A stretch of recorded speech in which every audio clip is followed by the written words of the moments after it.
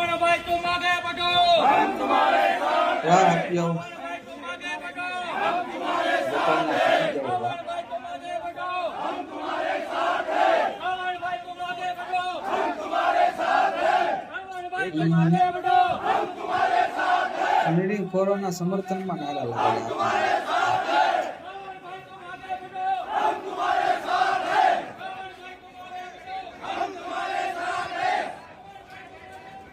हम तुम्हारे साथ हैं।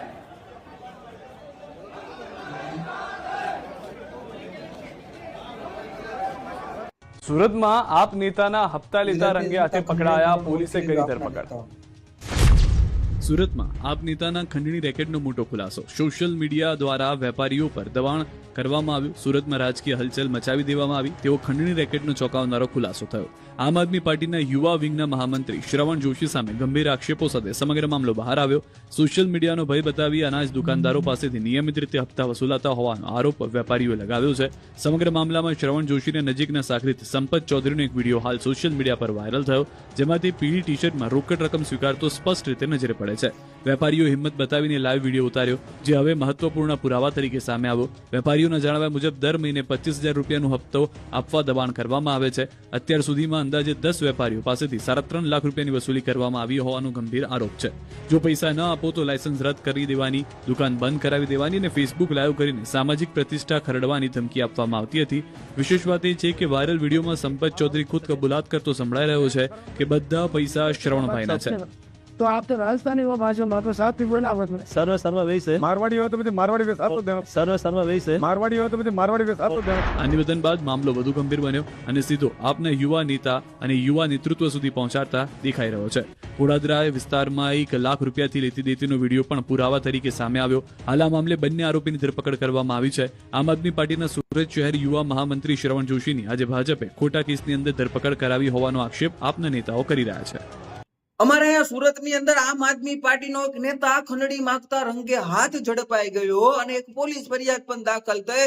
હવે આ આપના ખંડણીખોર નેતાને બચાવવા માટે થઈને આખી આમ આદમી પાર્ટી અને આ ગોપાલ ઇટાલિયાએ વીણીને ભેગા કરેલા એના ખાસ પાગ્યાઓ આ ખંડણીખોરને બચાવવા માટે થઈને એના સમર્થનમાં ઉતરી આવ્યા છે.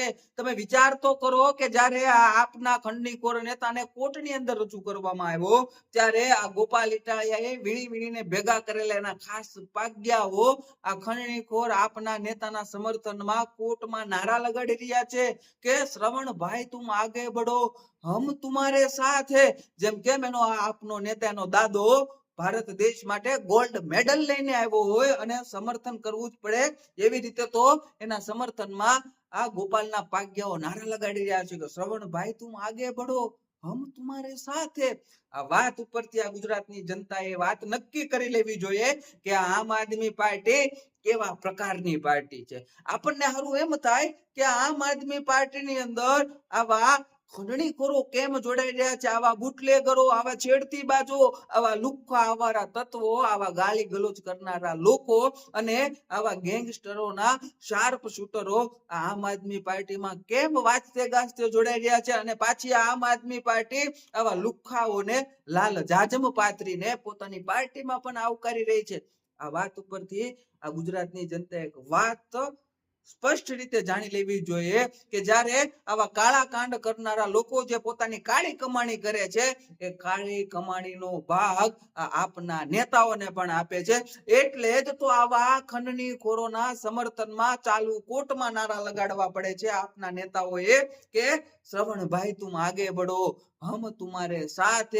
હવે જ્યારે ખંડણી માંગતા વિડીયો આખા સોશિયલ મીડિયામાં અને ન્યૂઝમાં વાયરલ થઈ રહ્યા છે અને સ્પષ્ટ રીતે આ ગુનો કરેલો નજરે માણસ આપનો નેતા જણાઈ આવે છે, છતાં પણ એના સમર્થનમાં આ લોકો આવા નારા લગાડી રહ્યા છે.